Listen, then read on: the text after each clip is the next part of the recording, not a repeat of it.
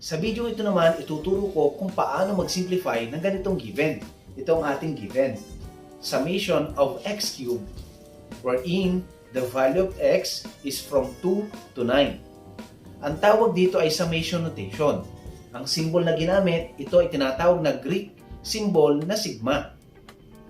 At ang x cubed naman dito ay summans.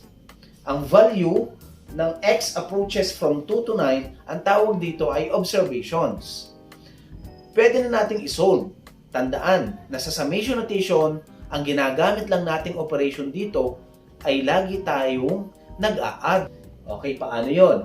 I-simplify natin, x cubed, ang value daw ng x natin ay magsisimula sa 2 hanggang 9. Ilagay natin, we will be having 2 cubed plus 3 cubed plus 4 cubed plus 5 cubed plus 6 cubed plus 7 cubed plus 8 cubed plus 9 cubed.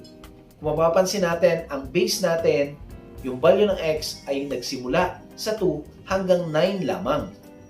Then, isisimplify na natin lahat ng ating mga given. 2 cubed is 8, 3 cubed is 27, 4 cubed is 64, 5 cubed is 125, hanggang makarating ka sa 9 cubed. What is 9 cubed? 9 times 9 times 9, 81 times 9 is 729.